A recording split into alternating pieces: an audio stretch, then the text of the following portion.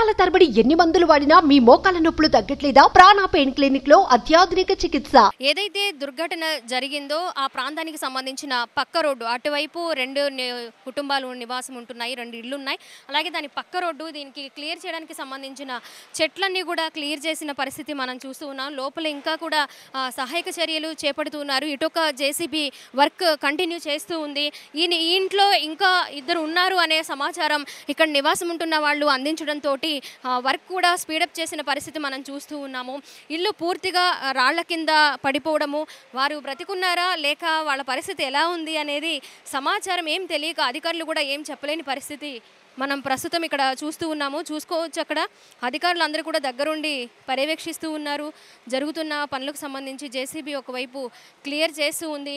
ఇళ్ళ పైనే భారీ కొండ మనకి కనిపించడము, ఏ విధంగా అయితే పెద్దరా ఎంత సైజు కొండ చర్య విరిగిపడింది అనేది కూడా ఇక్కడి నుంచి మనకి క్లియర్గా తెలుస్తూ ఉంది. అక్కడ కొత్తగా నివాసం ఉంచుకున్నారట, కొత్తగా కట్టారట ఆ ఇంటిని కూడా. అది కట్టి 1 సంవత్సరం కంప్లీట్ అయింది అని అంటున్నారు. అవతల వైపు ఉన్న ఇంటిని ఏదో పూజ నిమిత్తం ఇక్కడికి రావడము, పూజ చేసుకొని వెళ్ళాలన్న ఉద్దేశంతో తను ఇక్కడికి వచ్చిందట. వేరే ప్రాంతంలో వాళ్ళు ఉంటారు, కొత్తగా ఇల్లు కట్టుకున్నాం కాబట్టి పూజ చేసుకొని వెళదామనే ఉద్దేశంతో ఆ మహిళ ఇక్కడికి రావడం జరిగిందని ఇక్కడున్న నివాసం ఉంటున్న వాసులు కూడా చెప్తూ ఉన్న పరిస్థితి మనము ప్రస్తుతం చూస్తూ ఉన్నాం.